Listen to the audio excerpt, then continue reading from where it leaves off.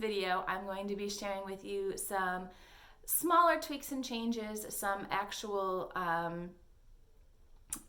things on the horizon that we might be trying, things that are coming down the pike, things that I'm kind of looking back and saying, you know, we need to change that or keep that. This is more of a reflection time. This is more of my evaluation time where I look and see how the first year went and see changes that we want to make for the future. So, okay, before I get into the content of this video, I don't want to forget, because I've forgotten in the last two videos that I filmed, to announce my giveaway winner. On my Masterbooks haul video, I offered a giveaway to you. Let's see, do I have the book here? I think I do. Here it is. I do have it on my stack.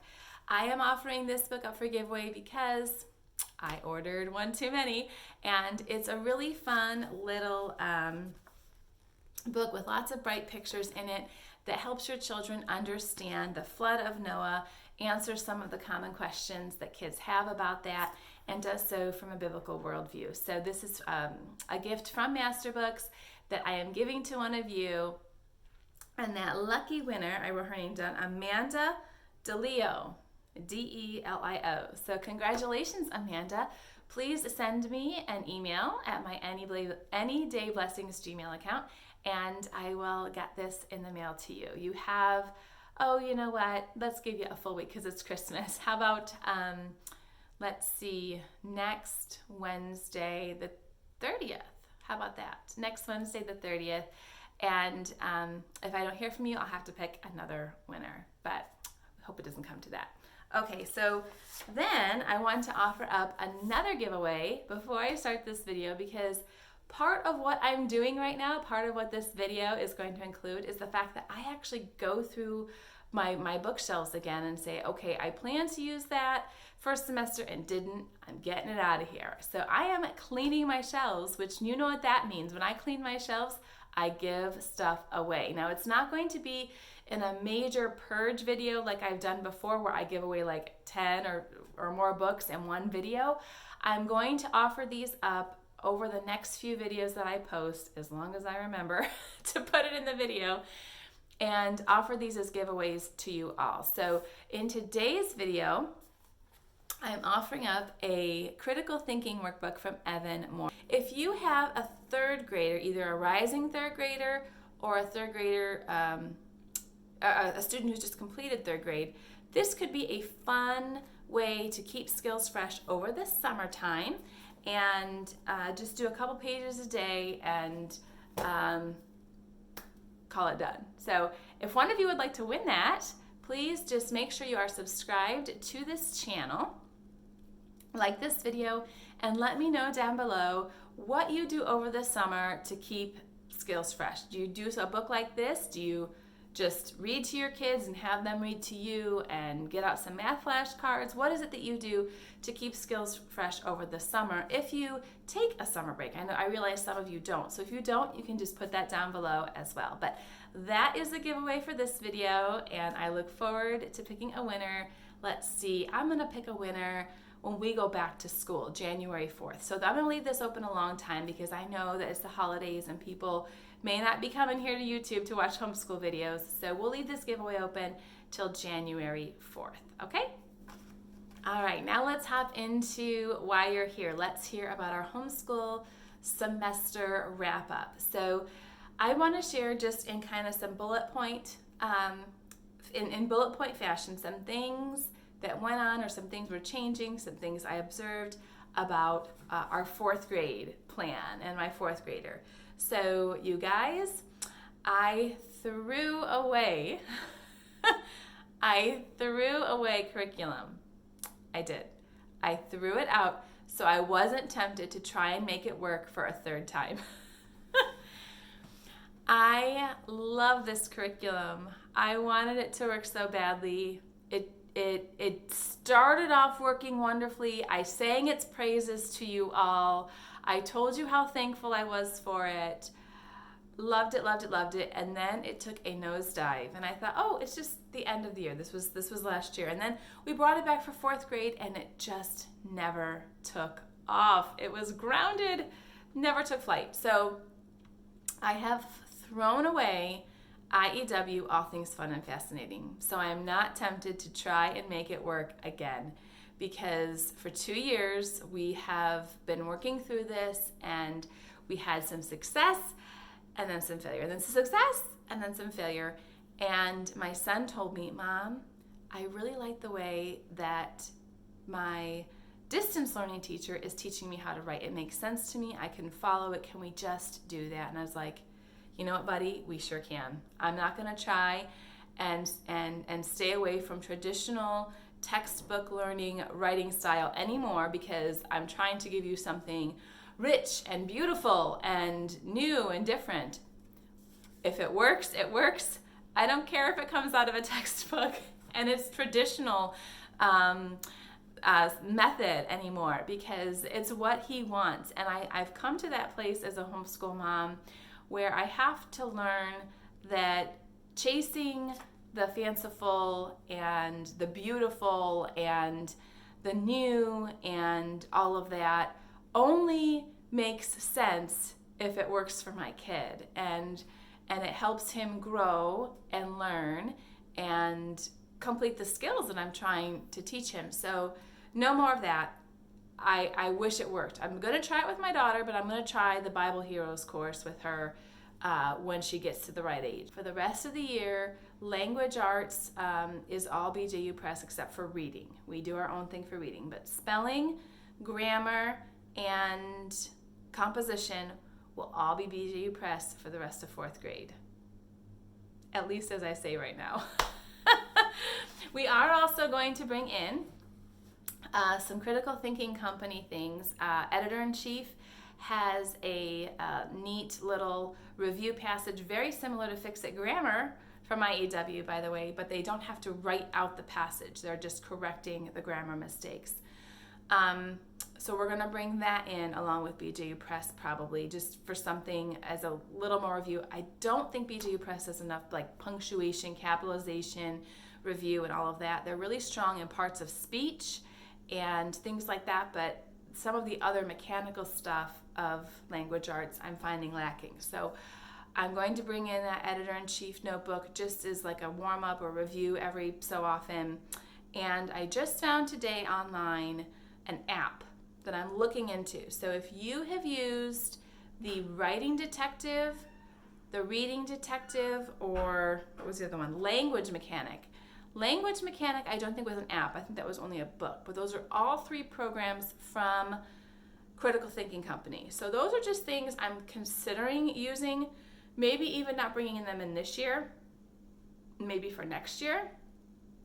But that's kind of what I'm doing over this Christmas break. I'm starting to evaluate what we've done and looking for what we're going to do next. And so these are some things I'm looking at in the area of language arts. But definitely know we're sticking with BJU Press for the rest of 4th grade for writing and grammar, and going to bring in that editor-in-chief little review on like punctuation, capitalization, that kind of stuff. Okay, moving away from language arts, I wanted to share with you that the President's Study in our history, social studies time has been a huge hit. My son loves learning the presidents.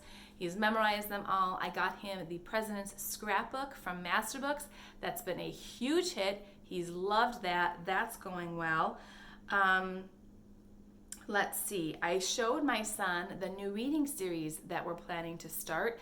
If you missed what we're going to be doing in reading, I set aside one of our Memoria Press literature guides, and I went over that in that video. I will link that video down below, and I also introduced you to our new reading plan for the spring. He is really excited about that. He actually wanted to read one of the books over Christmas break. I had to hold him back a little bit and tell him to wait until the school year starts, but the school year resumes. But I'll probably just let him read it, and we'll start with book 2 when school starts back up. I just filmed before this a peek inside our poetry unit that we're going to be doing. We're using Moving Beyond the Page. That was something I had as a tentative plan. I don't think I actually included it in my curriculum reveal at the beginning of the year, but it was in the back of my mind. It was on my little list of things that I could plug in if needed. So it wasn't a total new thing. It was in my intention to do the poetry unit of some kind, and I had my eye on moving beyond the page. So I just did a little flip through video of that. I don't know if that's going to post before or after this video, but that's going to be coming up after Christmas break as well, our poetry unit. So poetry unit, and then starting that new reading series from Circle C Adventures. That's going to be our reading plan going forward. And my son's actually looking forward to both those things. As far as just kind of general updates, there are still no activities going on here. We did get to go back to hockey for a little bit, for a few months, and now that's closed down again due to COVID. So we have no sports, no activities. We are still doing music lessons virtually. We are still doing church. Well, we went back to church for several months. We went back to church from like July through November, and then end of November, right around Thanksgiving, things closed down here again. Our church is still meeting. We're just opting to stay home.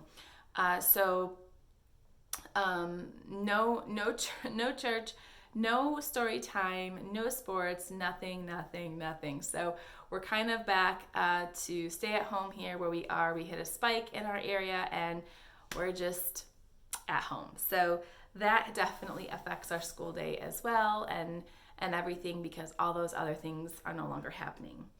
And I believe that was everything I wanted to share with you about my son. My daughter, I only have 3 things to share with you. So the majority of this update was about my 4th grader, just to kind of let you know what's sort of changing, what we let go of, what we're going to be getting into, and I hope you found some of that helpful. Now for my daughter, my little kindergartner, she actually started the Typtastic program towards the end of this semester. Now, I wasn't planning to have her do it. She asked to because her brother's been doing Typtastic. So I started her off on the very beginning level, and she's been doing that and actually doing pretty well. She's moving through that. I highly recommend Typtastic. It's a little more engaging and colorful and game-ish than typing.com, and it also is free online. As far as her progress this semester, she is racing through all the extra readers I'm giving her. So if you're familiar with Memoria Press, you know that their First Start Reading program has excerpts that your child reads within the curriculum itself. But they also offer extra readers that are optional. You don't have to get them, but I opt to get them from my library. They're pretty expensive to purchase separately, so I just get whatever ones I can find at our local library. In fact, let me grab one for you so you can see what they're like. Okay, if you're not familiar with these readers, they're the primary phonics readers from Education Publishing Services, and this is actually number 9 in the first series. So this is about the level. I'll just cover up my face here for a second. Okay, I'm going to cover up the library information at the top, but then I'll just show you the series. So you can see it starts with short A, then short I, and it just moves right down. These are all short vowel sounds, not anything super complicated, very much a beginner book, but something a little different than the Bob books. You know, need a little variety here sometimes. She is blazing through those. I intended for her to read like one a week or something like that, because they are longer. They're about 16 pages long, so I figured she probably would just read a few pages and then, oh, what's going to happen? Let's come back tomorrow and see. And she reads one in one setting. So she's blazing through those readers. So I'm actually now thinking of pulling out my son's BJU press readers from his kindergarten and first grade year and seeing which ones she might be able to read. Glad I saved those because I have another voracious little reader. So that's where she's at with her phonics progress. And then as far as her math goes, I have to say I was really kind of nervous about bringing in another math curricula to her. Like, I wasn't sure if it would confuse her, the different ways that they teach things or explain things, but I knew that she was going to finish the curriculum that I purchased for her. I knew she was going to finish that way early, and I would need something else. So I went ahead and purchased the math lessons for living education level 1 from Master Books, and I kind of explained that in previous videos to you all. You guys, that is going so well.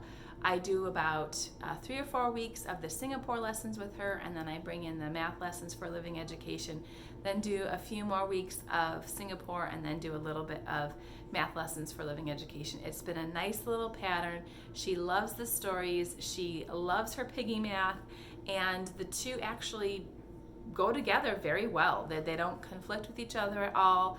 They work together nicely, and it's been a nice little filler for you know, trying to keep her with a math program, you know, like trying to keep her from finishing too quickly. So that is my little update on her. Again, not much of substance per se, just little things to let you know that what we picked is working or not working, how we've had to change it, what we're doing in addition, because you can see curriculum videos and flip throughs, you guys, but unless you know how it actually works and how people receive it, it's not super helpful. So I like to include these videos, even though I sometimes feel like I'm not really telling you that much, because even sometimes hearing like, yes, this is working, this is going as planned, this is going as written, or no, this isn't working out, we had to change this, and this, that's helpful, that's beneficial, because you know